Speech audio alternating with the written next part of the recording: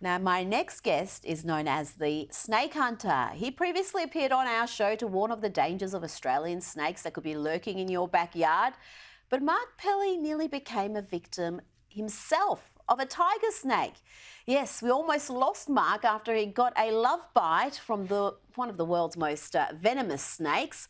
But he has made a miraculous recovery, and he joins me now with a highly venomous tiger snake. You brought in the snake that almost killed you. Why?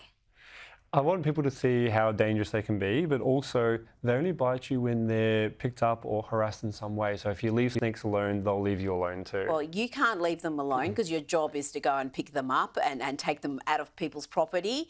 What happened? Because you would have handled probably hundreds, thousands of dangerous snakes in your years.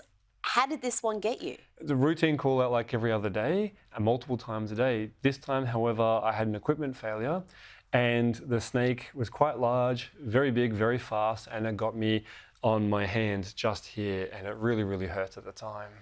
Wow. And you would think if you got bitten on the hand, you know what the snake is, you would recover very quickly. You get some anti-venom, but you almost died.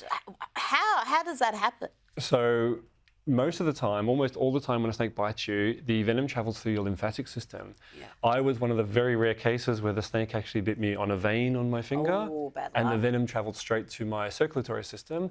So it went to my brain and my organs very, very quickly. And your daughter was there, and she said she thought you were gone. And there was a bit of confusion with the anti-venom, because I'm looking at this tiger snake, and I would swear that's a brown snake, but it's a tiger. And I think they were trying to give you brown snake anti-venom. So how does that work? If you are bitten by a snake, how important is it to know what snake you've been bitten by? It's actually not important to know what snake you've been bitten by, but in my case, I knew exactly what it was, being a snake catcher. My daughter also seeing the snake, and she's a snake catcher as well. So if you're bitten by a snake, don't try to capture it and try and bring it into hospital or try to identify it, because they can do a venom swab test or they can just give you both anti-venoms. Okay. In my case, however, I was bitten by a tiger snake, and because the venom went straight to my blood, I was feeling the effects very fast. When I didn't respond to the first vial of anti-venom for the tiger snake bite, they tried to give me brown snake anti-venom, and that's what happened. Okay, so you had to convince them, no, give Yes. me more tiger snake. Now, you've had this close call, you've come through it, thank God, good and well. So hopefully now we've got a more sensible profession, no? I'm still going to go straight back to snake catching the moment I can. Why? Why?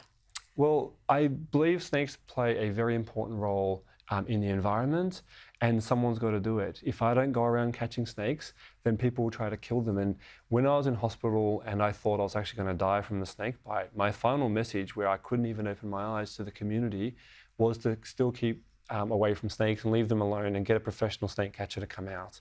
I was afraid that my, being bitten by a snake would cause people to try and go after them themselves. Now, your daughter documented your recovery, but she noted that you were copying a fair bit of hate online. Why?